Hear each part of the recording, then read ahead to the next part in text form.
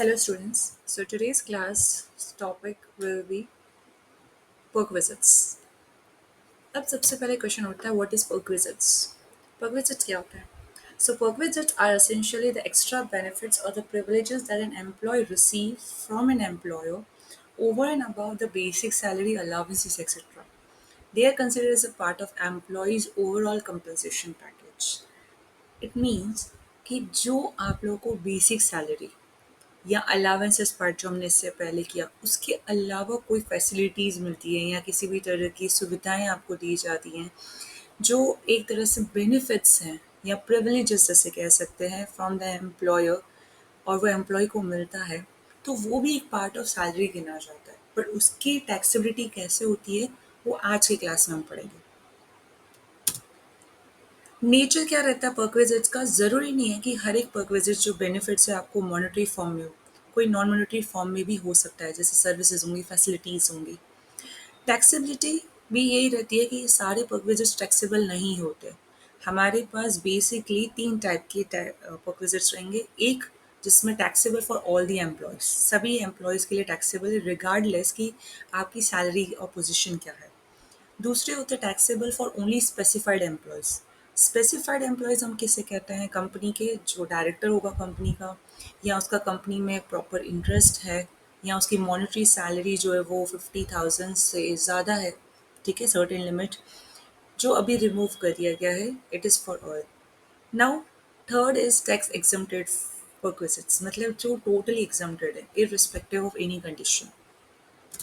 सो ये एग्जाम्पल्स हैं कुछ जो taxable perquisites most of the cases में रहेंगे, आप देख सकते हैं on screen. So we will discuss one by one afterwards.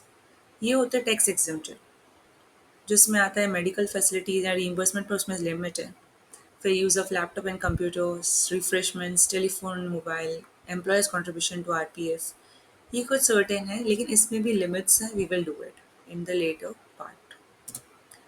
सो सबसे पहले हमें स्टार्ट करना है with the rent free accommodation services, या जिससे हम बोल सकते हैं कि आप लोगों को अगर एम्प्लॉयर अकोमोडेशन रहने की सुविधा दे रहा है, ठीक है, एंड वो भी अनफर्निश, पहले अनफर्निश मतलब बिना फर्नीचर के। सो इन दैट केस में कैसे टैक्सेबिलिटी होती है? तो सबसे पहले हमें यही चेक करना होता है कि वो गवर्नमेंट एम्प्लॉय है कि नॉन गवर्नमेंट है। अगर वो गवर्नमेंट एम्प्लॉय है, सेंट्रल या स्टेट कोई भी गवर्नमेंट एम्प्लॉय है, तो जितनी लाइसेंस फी गवर्नमेंट ने डिसाइड की होगी फॉर दैट अकोमोडेशन वो आपको एज अ पे करना पड़ेगा, ठीक है। नेक्स्ट है non government employ.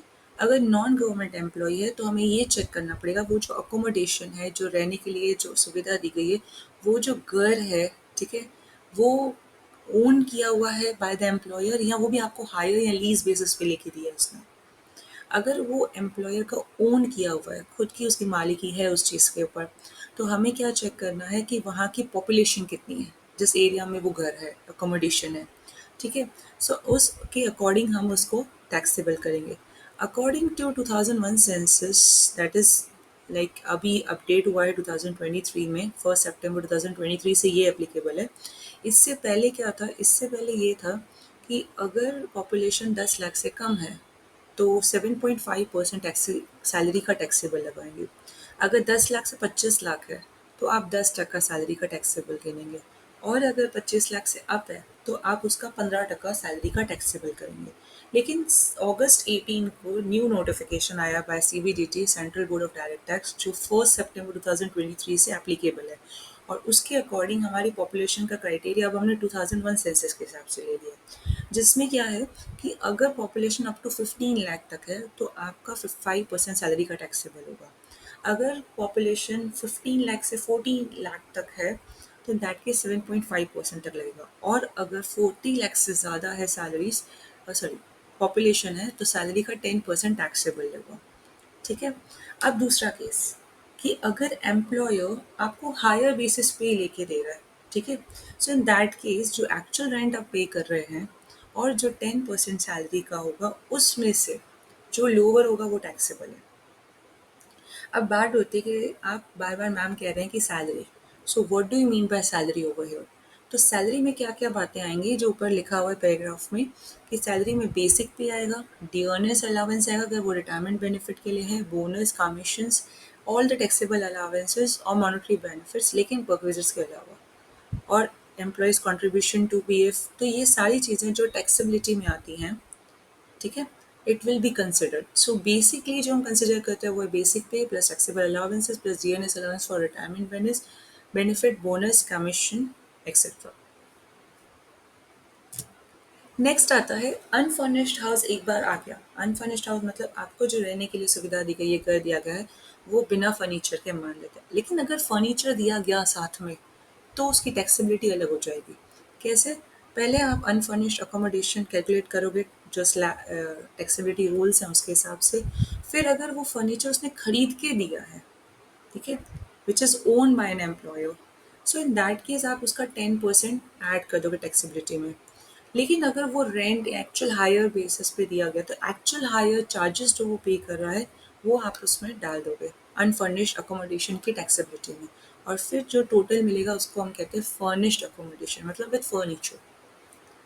I hope this point is clear. So we will go to the next point, that is car owned or hired by the employer. अब पहली फैसिलिटी थी घर की, ठीक है। सेकेंड है अगर कार की फैसिलिटी दी गई। सो कार की फैसिलिटी में भी हमें ये देखना होता है कि कार अगर ओन्ड या हायर बाय एम्प्लॉयर होगा, यानी उसने हायर करके दी है एम्प्लॉयर ने एम्प्लॉय को, या ओन की हुई जो उनकी है उसको दी है एम्प्लॉय को, तो हमें पहले वो चेक करना है। सेकेंड हमें ये चेक करना है कि वो कार का यूसेज क्या है। अगर वो फुल्ली ऑफिशियल यूज़ के लिए हो रही है तो उसको कुछ टैक्स नहीं लगेगा, ठीक है, बस उसके प्रॉपर रिकॉर्ड्स आपको मेंटेन करने पड़ेंगे। अगर पूरी तरह से आपकी पर्सनल यूज़ के लिए हो रही है, एम्प्लॉय अपनी पर्सनल यूज़ के लिए कर रहा है, तो एक्चुअल क्या करा जाएगा, जो एक्चुअल खर्चा एम्प्लॉयर कर रहा है रनिंग एंड मेंटेनेंस वो तो देना है। साथ ही साथ एक्चुअल कॉस्ट जो कार का होगा उसका 10% या हायर चार्जेस पे तो हायर चार्जेस वो लेके फुली टैक्सेबल आपको देना पड़ेगा, यानी उस पर टैक्स पे करना पड़ेगा। नेक्स्ट है मोस्ट ऑफ द केसेस जो रहता है वो है कि दोनों यूज़ कर रहा है उस कार का, ऑफिशियल भी कर रहा है और पर्सनल के लिए भी कर रहा है एम्प्लॉय। तो इन दैट केस हमें ये चेक करना है जो रनिंग एंड मेंटेनेंस है वो किसने पे किया है, that expenses are done by the employer या एम्प्लॉय। अगर एम्प्लॉयर कर रहा है तो उसमें चेक करना होता है कि इंजन कैपेसिटी कितनी है। अगर इंजन कैपेसिटी 1.6 लीटर तक है तो 1800 पर मंथ टैक्सेबल है। अगर 1.6 से ज़्यादा है तो 2400 पर टैक्सेबल है। इसके अलावा अगर चौफर यानी ड्राइवर सैलरी ड्राइवर फैसिलिटी भी दी गई है तो इस केस में 900 प्लस करेंगे पर मंथ का ड्राइवर का भी। अब सपोज करो एक्सपेंसेस एम्प्लॉय भर रहा है रनिंग एंड मेंटेनेंस, लेकिन उसकी कैपेसिटी पे भी डिपेंड करता है। अगर 1.6 लीटर तक है तो 600 पर मंथ टैक्सेबल है। 1.6 से ज़्यादा है तो 900 पर मंथ टैक्सेबल है।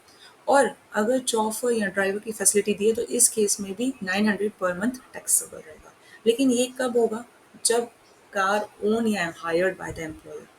लेकिन अगर कार ओन करता है एम्प्लॉय और उसके एक्सपेंसेस रीइंबर्स करके देता है एम्प्लॉयर, ठीक है, खर्चे खाली दे रहा है कि कार तो यूज़ करते रही और मैं तेरे को पैसा दे दूंगा, इस तरीके से वो बात कर रहा है। तो इन दैट केस भी हमें तीन चीज़ें देख चेक करनी है। तीन चीज़ें मीन्स पर्सनल तो उसका खुद का होगा, लेकिन अगर वो ऑफिशियल यूज़ के लिए करता है तो वो परक्विजिट नहीं है, तो वो टैक्सेबल नहीं है। बिकॉज एक तो वो आपके लिए खर्चा कर रहा है खुद का, कार पर्सनल कार है। लेकिन अगर वो दोनों के लिए कर रहा है पर्सनल एंड ऑफिशियल, तो इसमें जितना वो खर्चा एम्प्लॉयर रीइंबर्स करके दे रहा है ना रनिंग एंड मेंटेनेंस का, वो टैक्सेबल होगा क्योंकि वो एक तरह से इनकम है, ठीक है। वो एक फिक्स्ड अमाउंट वो सेटअप कर सकते हैं या कैपेसिटी के हिसाब से भी वो सेटअप कर सकते हैं, जो पहले हमने पढ़ा। Next is the rule for hotel accommodation. Car facility हो गई और रेंट का हो गया। अब तीसरा जो है कि होटल का अकोमोडेशन दिया जाए तो सो ये जो अकोमोडेशन है, इसके अलावा लोन का केस है, वो हम अब नेक्स्ट वीडियो में कवर करेंगे। That's all for today.